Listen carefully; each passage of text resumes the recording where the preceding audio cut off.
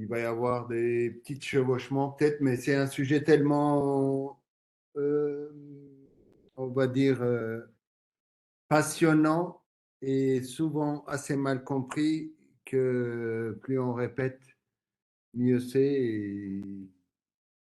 Et puis, chacun a son avis. Mais il y a, même si c'est, comment dirais-je, un cours de réanimation, la compréhension de l'anatomie, la physiopathologie et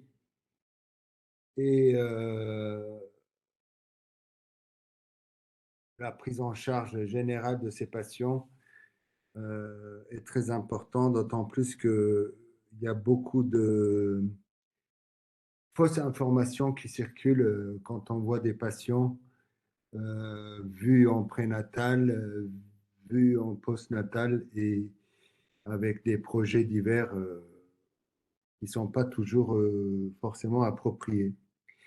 Donc, déjà, la définition, il n'y a pas de consensus. Enfin, il y a un consensus mondial, mais il y a une entité parisienne qui a inventé une appellation qui, de malposition qui fait que les gens, ils mélangent un peu tout et ils disent malposition, ce qui veut rien dire. Ça donne aucune indication, aucune potentiel de réparabilité, la technique, rien.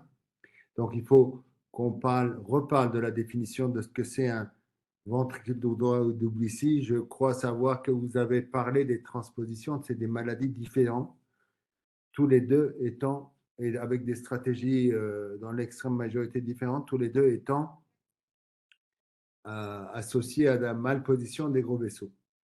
Donc, il y a plusieurs définitions qui furent utilisées, notamment le 50% ou plus naissance de l'aorte du ventricule droit, ce qui veut, c'est trop facile à dire et très subjectif. Ça dépend où on met le trait. Ça dépend s'il y a une sténose pulmonaire, parce que dans la majorité des phallos, l'aorte est à peu près 50% sur le VD. N'en parlons pas des absos. Du coup, il y a une définition infundibulaire qui paraît plus adaptée, ce qui est que euh, la présence d'un conus sous-artériel, donc sous-aortique, ce qui n'existe pas dans un cœur normal ni dans une transposition, est très important parce que c'est une définition objective. Et puis, globalement, plus empirique, les deux vaisseaux sortent du ventricule droit, bon, totalement ou presque, est une définition, à mon avis, qui vous vous tromperez rarement. Donc, la définition pour la culture générale d'anatomie liée à l'anatomie infundibulaire appartient à Van Praag, qui est un grand anatomopathologiste, et M. Anderson a rajouté une définition un peu plus variée qui met sur le dos du chirurgien la définition si c'est une ventriculaire double issue ou une CIV par mal-alignement ou un phallo, ce qui est quand même très compliqué parce que imaginez, même s'il n'y en a pas beaucoup, euh, les patients, quand vous opérez un patient dans une clinique privée, il n'y en a pas en chirurgie pédiatrique, mais dans tous les hôpitaux publics, vous savez qu'il y a l'activité privée, et vous marquez tétralogie de Fallot ou vous marquez malposition, parce que c'est appelé comme ça, le forfait attribué varie de au moins 50% de plus. Donc, on ne peut pas confier à quelqu'un euh, la définition vraie anatomique d'un patient et à la fin duquel il va gagner plus d'argent, comme on peut bien croire. Il y a le fameux mot conus, qui est aussi une entité trop utilisée, peu compris. Euh, alors, dans une tétralogie, dans une ventricule droit double issue, théoriquement, il existe euh, deux conus dans l'extrême majorité des cas. Il peut exister un conus sous-pulmonaire, euh, tout en sachant le septum conal, c'est-à-dire le septum infundibulaire, le septum outlet existe chez le cœur normal. Et pour dire ainsi que la résection du conus pour les initiés n'est pas compatible avec un ventricule droit double issue parce que ça va faire partie du septum ultérieur. Donc, c'est une description à éviter. Mettez dans un coin. Euh, le transport CIV sténose pulmonaire, notamment le plus souvent après malposition, et pas un ventricule droit à double issue, justement parce que le tunnel, les deux vaisseaux ne naissent pas du ventricule droit. L'artère pulmonaire sténosée, autant sténosée qu'il soit, il naît du ventricule gauche en arrière du septum, ça c'est l'aorte. Derrière, il y a l'artère pulmonaire qui naît. Et du coup, comme vous voyez, ça c'est le septum infundibulaire ou conal.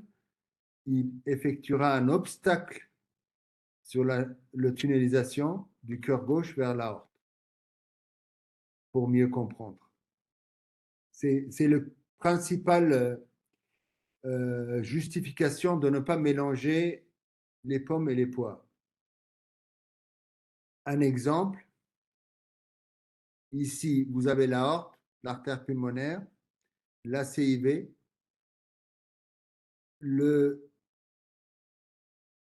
l'aorte, il naît au-dessus du muscle qui le sépare de la mitrale. L'artère pulmonaire également, parce que c'est le septum infundibulaire qui est là. Après, il y a la valve tricuspide et compagnie. Alors qu'ici, vous voyez, il y a toujours un conus sous-aortique, mais il n'y a pas de septum infundibulaire, ce qu'on appelle la forme doubly committed ou juxta-artérielle. Un autre anomalie à bien connaître, c'est rare mais passionnant, c'est le ventricule droit à double issue de type CIV sous-pulmonaire, c'est-à-dire le Taussig Bing, qui se rapproche le plus d'une transposition des gros vaisseaux. Comme vous voyez, le ventricule gauche, le ventricule droit, l'artère pulmonaire. Donc, normalement, la CIV, elle est là. Et le ventricule gauche se vide dans le ventricule droit qui donne les deux gros vaisseaux. Effectivement, ici, la malposition des gros vaisseaux fait en sorte, et la situation de la CIV, la localisation de la CIV, fait en sorte que le ventricule gauche est plus sous l'artère pulmonaire, donc plus committed à l'artère pulmonaire. Et la réparation intracardiaque comme ça a été fait, mais c'est plus fait. Il est plus simple de switcher les deux gros vaisseaux. Donc, la classification la plus valable et claire, c'est fait en 72 à Chicago par deux cardiologues selon la localisation de la CIV. Donc, euh, vous avez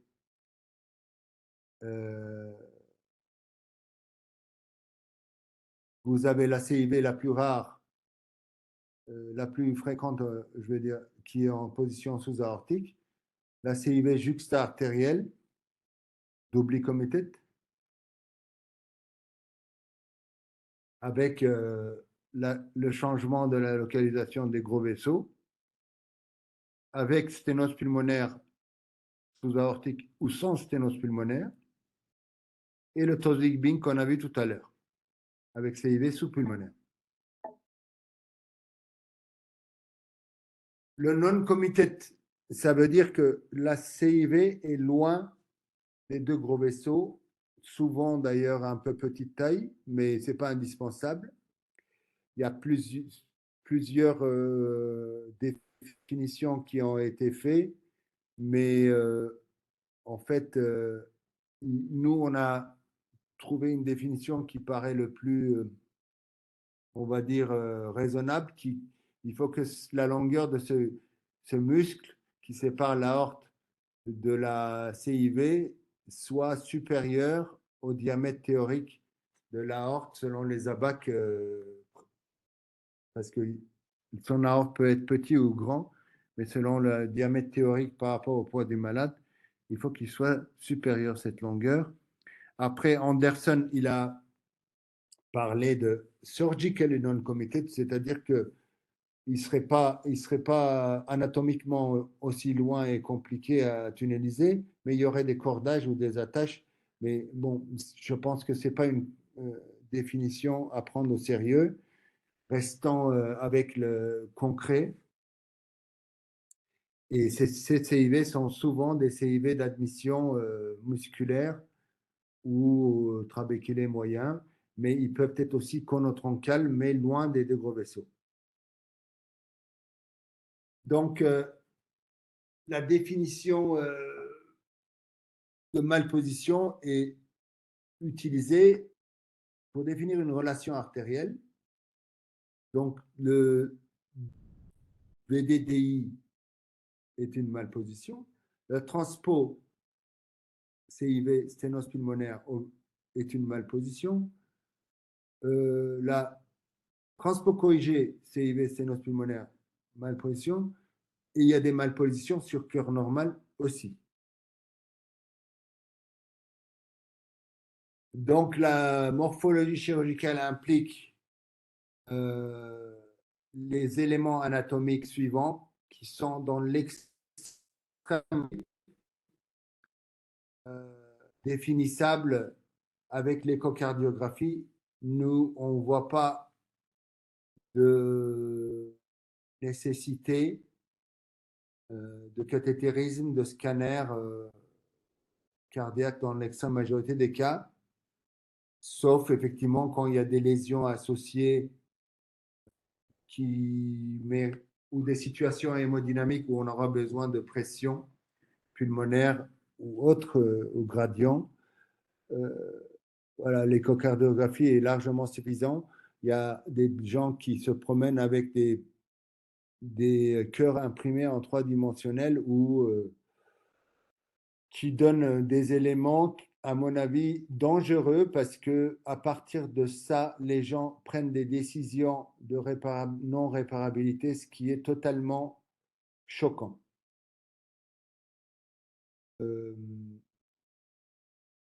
Voilà. Et la classification chirurgicale que j'ai définie correspond également à une classification clinique, c'est-à-dire que quand on a une CIV sous-aortique, c'est la situation d'une CIV peut-être un peu plus difficile à réparer s'il est très jeune. S'il y a une sténose pulmonaire, c'est la situation d'un falot qui est aussi un peu plus difficile qui peut être aussi un peu plus difficile à réparer. Le Tosic Bing, c'est un équivalent de transposition des gros vaisseaux et CIV, sauf qu'il est plus souvent associé avec une coartation. Et puis, il y a le CAV complet avec double issue, qui est automatiquement non-committed dans un certain, selon la situation de la CIV. S'il n'y a pas d'extension dans la chambre de chasse, il est non-committed et du coup très difficile à réparer.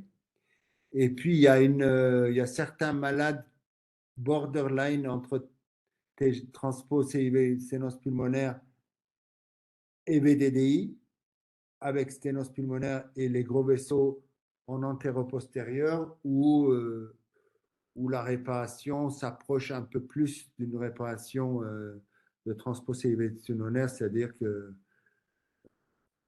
avec une tunnelisation un peu plus conséquente à l'intérieur du cœur, à un âge un peu plus avancé. Les relations des gros vaisseaux est cruciale. Stratégie chirurgicale s'appelle distance pulmonaire tricuspide. En fait, c'est lié à la relation des gros vaisseaux. Quand vous avez ça, vous n'avez pas de distance tricuspide pulmonaire. Vous avez, quand il y a ça, il y a une distance tricuspide pulmonaire. Donc, les gros vaisseaux, l'artère pulmonaire est plus en arrière de l'aorte, ou on va dire aorte, il est plus à droite, plus en avant, moins sera la distance tricuspide pulmonaire. Donc ça aussi, c'est un élément qui est inventé, mais on n'utilise jamais. Je ne sais pas s'il y en a d'autres qui utilisent beaucoup ailleurs. Donc le fameux doubly committed, non-committed, c'est un peu comme vous voyez ici. Vous voyez, il y a une CIV, là, elle est large. Elle n'est pas si méchante que ça, mais elle se vide. La CIV est connectée à aucun gros vaisseau. Elle est bien loin des deux gros vaisseaux. Et elle, elle se vide totalement dans le ventricule droit. Quand vous suivez le flux, il est préférentiellement dirigé sur aucun euh, ventricule, aucun grand vaisseau. Après, il y a des formes beaucoup plus méchantes, comme vous voyez ici. Il y a une CIV dans la chambre d'admission. Les gros vaisseaux sont à 1000 lieues, ça c'est le conus sous-aortique. Et là, il y a l'artère pulmonaire. Et là, dans ce... mais même si c'est plus facile de le tunneliser vers là-bas. Que doit le chirurgien savoir? La définition anatomique de la CIV, c'est-à-dire qu'elle est sous-aortique, sous-pulmonaire, doubly committed ou non committed ou avec des situations intermédiaires, mais il faut qu'il soit très bien exploré et je pense que l'échographie reste l'élément le plus précis là-dessus. Tout en sachant que les rapports des gros vaisseaux sont également à savoir et il n'y a aucune relation entre, même si statistiquement il y a des situations, il n'y a pas de, on peut avoir une CIV non committed avec, comme une CIV sous-aortique avec toutes sortes de relations des gros vaisseaux. Effectivement, les lésions associées définissent aussi la réparabilité, notamment la taille des ventricules qui vont être sujets à une tunnelisation intracardiaque. Donc, une partie du ventricule droit va être bouffée. La tâche des gros vaisseaux, c'est souvent exagéré, les mauvaises attaches, les straddling, mais notamment à droite, ils peuvent être très concernants si la tricuspide s'insère du côté gauche et qu'on n'a pas la taille et la facilité de détacher ces attaches pour le remettre ailleurs pour effectuer le tunnel comme il faut.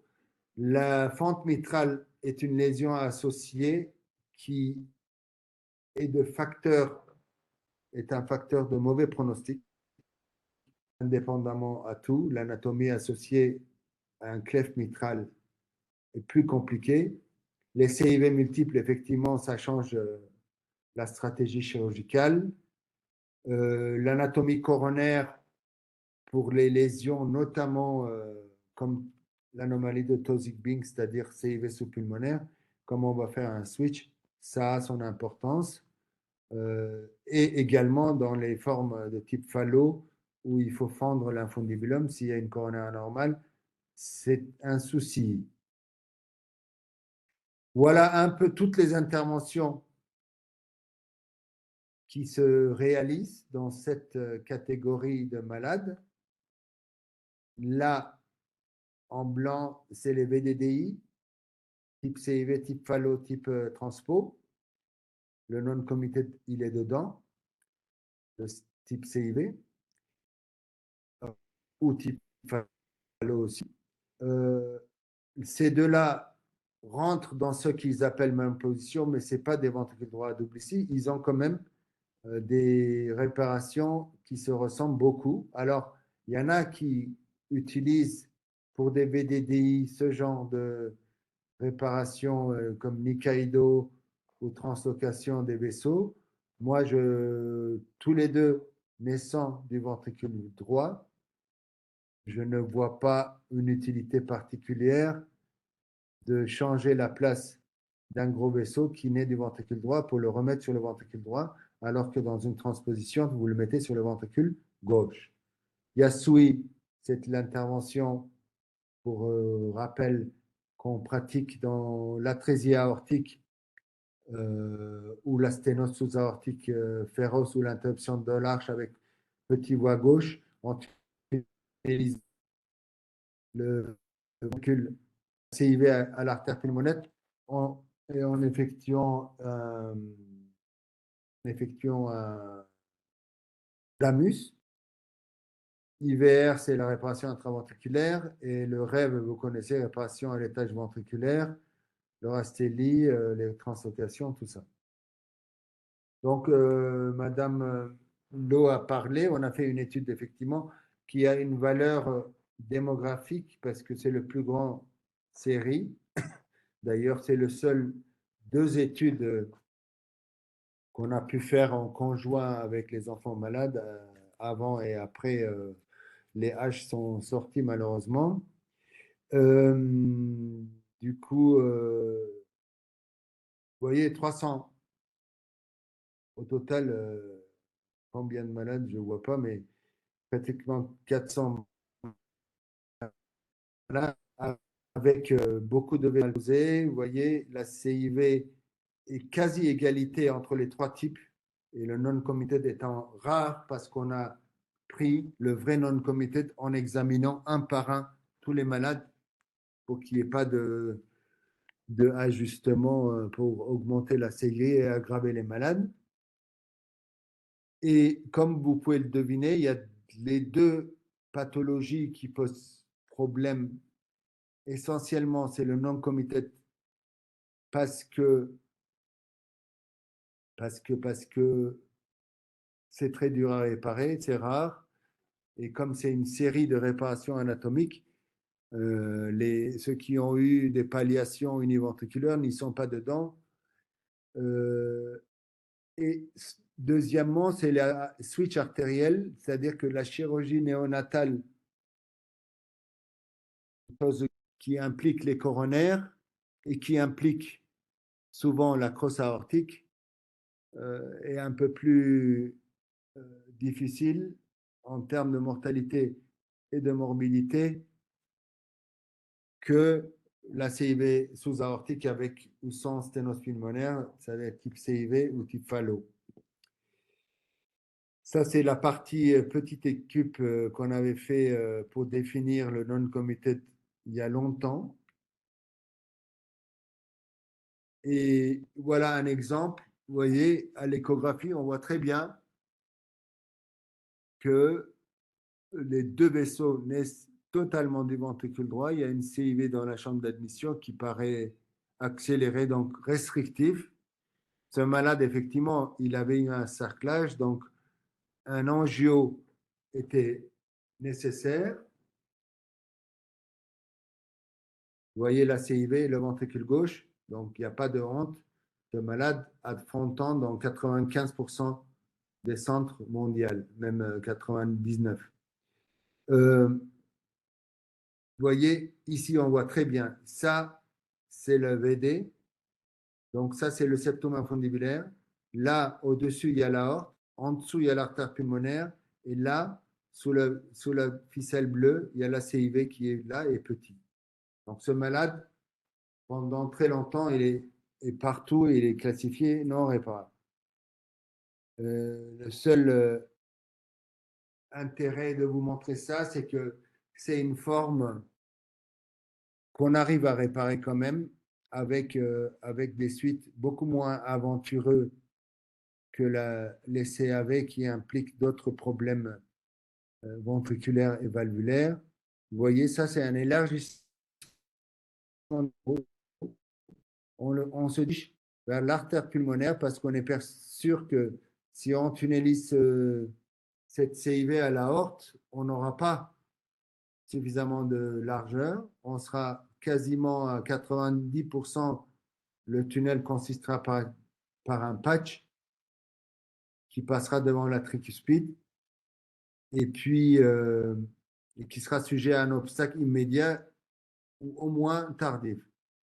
Alors que malgré la position quasi normale des gros vaisseaux, on prend l'option de le tunneliser à l'artère pulmonaire et qui sera suivi d'un switch artériel qu'on sait faire et qui, comme vous voyez maintenant, les deux ventricules se vident dans le bon endroit avec un tunnel. Ici, effectivement, la tortuosité du tunnel, la complexité ne se voit pas, mais c'est une réparation anatomique, certes difficile, mais qui aboutit au résultat fonctionnel et anatomique d'un switch, c'est-à-dire une vie quasi normale dans la durée si on sort de l'hôpital. Voilà, ça c'est juste pour vous montrer que le CAV-BDDI n'est pas le CAV Fallot et c'était très compliqué. Et le problème, c'est que la réparation souvent s'impose tôt et même si on cercle ensuite la tunnelisation, si la CIV n'est pas suffisamment large vers la chambre de chasse, la tunnelisation est d'ordre quasi impossible. Pour parler de Tozig-Bing, donc ça c'est notre série relativement récente qu'on a publiée. Voilà, c'est une pathologie à tout venant qui a quand même une difficulté,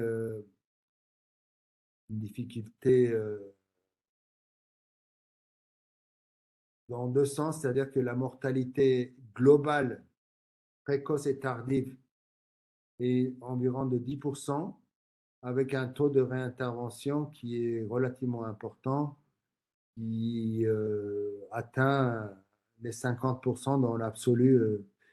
C'est-à-dire qu'il est des suites beaucoup moins favorables qu'une transposition CIV des gros vaisseaux par la fréquence de l'association avec la coartation et l'anatomie coronaire, comme vous voyez ici, qui est souvent un peu plus compliquée. Voilà les réinterventions, comme ils ont des coartations, donc euh,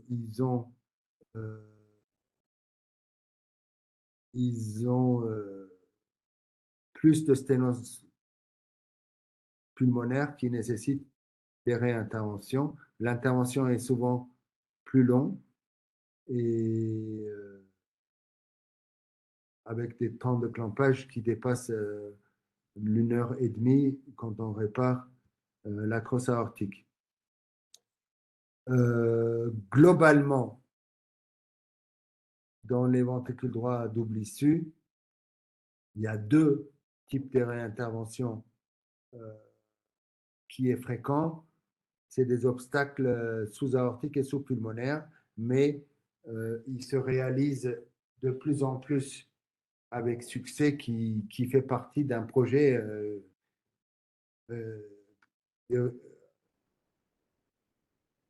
comme voilà, on se répare. Si surtout c'était une petite CIV un peu loin et qu'on l'a réparé tôt et qu'avec la croissance, comme vous savez, la CIV ne va pas grandir. Le tunnel qui est présenté schématiquement est constitué par le patch et en arrière par des structures musculaires ventriculaires et qui arrivent à l'anneau aortique. Donc ça et ça ne va pas grandir. l'anneau aortique qui va grandir. Mais comme vous voyez ici, le chenal, il est sujet à, à devenir restrictif avec le temps, d'autant plus qu'il y a des turbulences et il y a des dépôts fibreux qui s'installent, mais ce n'est pas un problème. Il y a bien longtemps, on avait publié ça, au dernier siècle, on va dire. Donc, on, a, on y retourne pour élargir le chenal, réséquer tout ce qu'il y a comme dépôt fibreux à l'intérieur et rajouter un deuxième patch sur le premier patch. Ça n'a pas de risque. C'est une intervention relativement simple sur un malade beaucoup plus grand qu'à l'époque de la réparation. Donc, pour récapituler, il y a des problèmes. Effectivement, il y a la situation d'un ventricule droit à double issue qui se présente jeune avec une CIV restrictif où il faut pallier. Donc, il y a des interventions de type palliation univentriculaire qui peuvent être imposées tout en sachant que la CIV, quoi qu'il arrive, il faut élargir. Mais élargissement de CIV pour décomprimer un ventricule gauche chez un nouveau-né est particulièrement délicat parce qu'on ne sait pas pourquoi. Il y en a qui cassent leur fonction ventriculaire suite à ce genre de petits gestes. Donc, ça, pour le pronostic, pour la définition, même pour le réanimateur, quand vous avez un malade annoncé VDDI, vous regardez tout de suite de quoi il s'agit. Si c'est une CIV sous-aortique ou double comité avec ou sans sténose pulmonaire, déjà l'enfant est plus grand, on est tranquille. Si c'est un Tosic Bing ou un non-committed, il faut prendre des chocolats parce que ça peut s'avérer compliqué. Donc, pour les Tosic Bing, ce qui est important, c'est les mêmes problèmes de perfusion coronaire immédiat en post-opératoire. Si on est à l'heure, on a une chance de survie, mais ça existe. Mais si une coronaire ne perfuse pas, l'ischémie chaude est très dangereux. Si les patients avaient un obstacle dans, dans le même contexte de la crosse aortique après le Tosic Bing, c'est-à-dire Tosic Bing coartation réparée avec un switch avec élargissement de la crosse aortique, la voie droite est sujet à un obstacle. Déjà en chirurgie, il faut systématiquement vérifier et sectionner la bande pariétale, mais ça peut se coincer sur l'anneau. Donc, un obstacle immédiat post-opératoire VD-AP, même si c'est 3 mètres, ça peut ennuyer le réanimateur.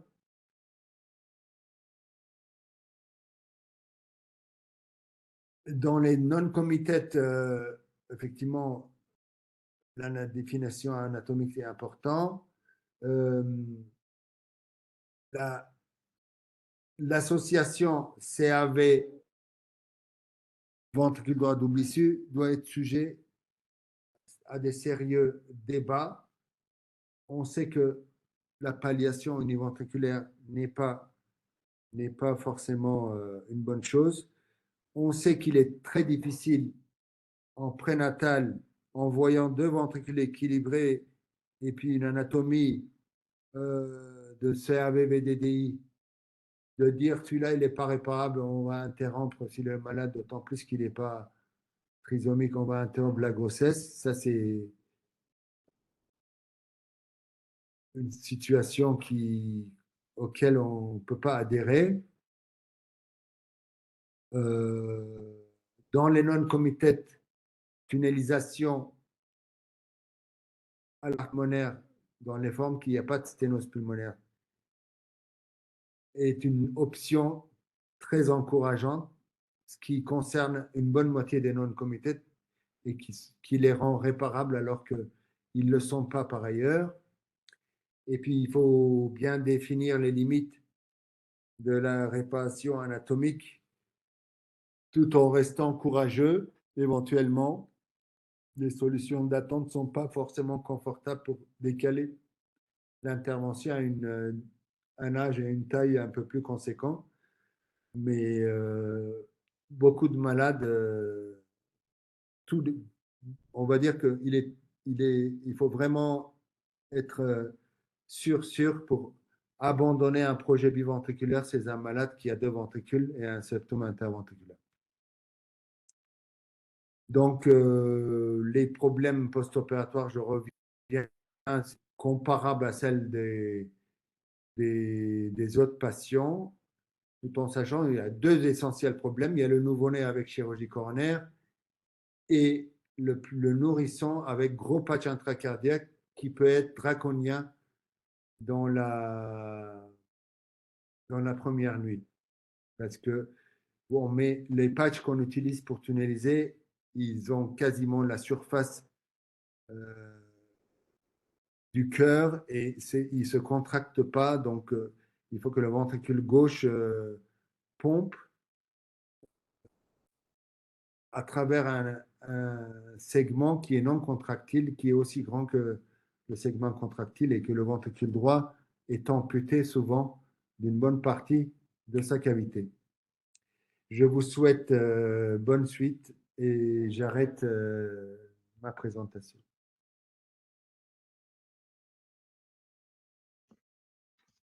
Alors, y a-t-il des questions?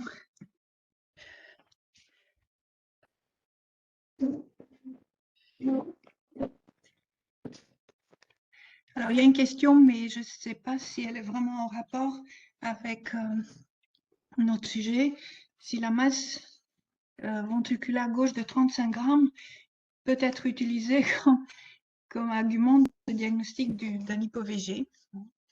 D'un hypo-VG? Oui. Donc, la question, on va reprendre à l'envers. Oui. La masse myocardique est un argument utilisé. En fait, pour préciser, on voit bien que dans ces DTGV, on peut avoir un ventricule gauche quand même qui peut être hypoplasique en quelque sorte. Oui, mais la masse n'a rien à voir avec l'hypoplasie. D'accord. Donc, Donc, hypoplasie, c'est volume.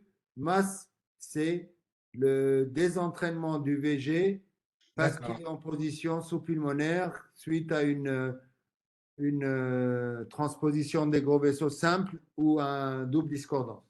Et c'est pas parce qu'il est petit qu'il a un petit Non, c'est pas la masse, c'est le volume. masse. Là-dessus, je vais essayer de trouver tout de suite une référence. Vous avez toujours mon écran ou pas? Oui.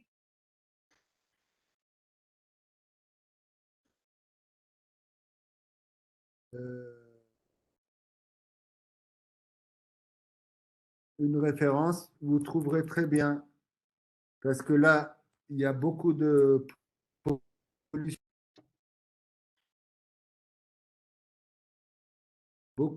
pollution, là-dessus. Je vous suggère cette lecture. Vous voyez l'article?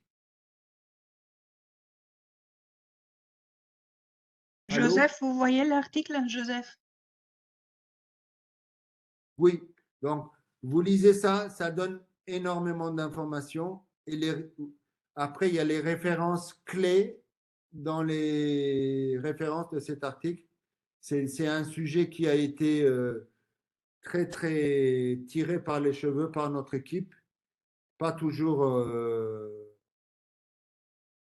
on va dire, l'alternative, l'inverse à tort, avec raison. Donc, parfois à tort, mais vous avez les références. Vous voyez le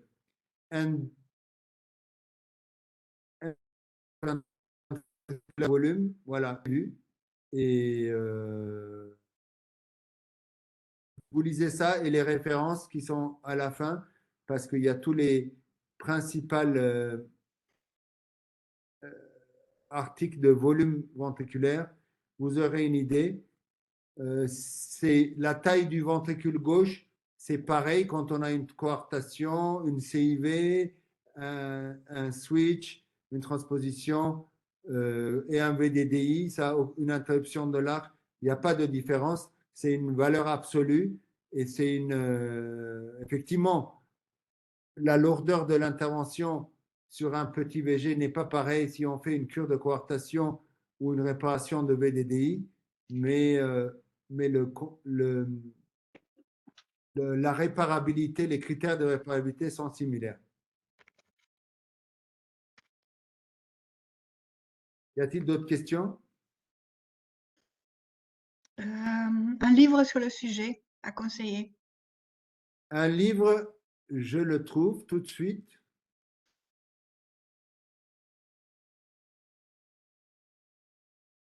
Pardon.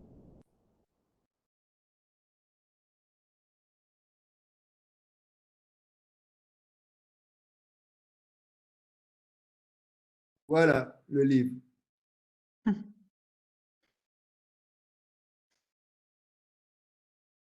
Il ne l'affiche pas, non, il le télécharge, c'est pour ça. Il arrive. Donc, c'est Surgery of Conotruncal Anomalies. Ah, c'est, pardon, c'est PPT, ça, c'est pour ça. Alors, PDF, il faut trouver.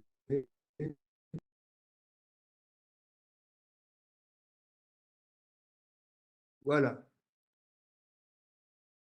Ça.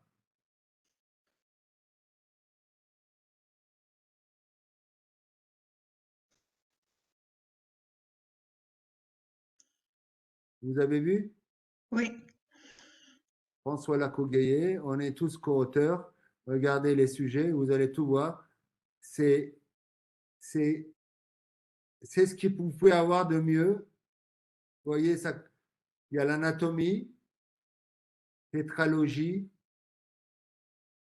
palo, c'est chirurgical, mais avec tout ce qui est, toutes les techniques, PGA, translocation, route et compagnie, VDDI, vous avez tout. De toute façon, pris le VDDI, les cardiopathies congénitales. Passe à réanimation. Bon, à bientôt, Madame Merci Mirella beaucoup. Beaujean. Oui, à bientôt. bientôt. Au revoir. Au revoir, merci beaucoup.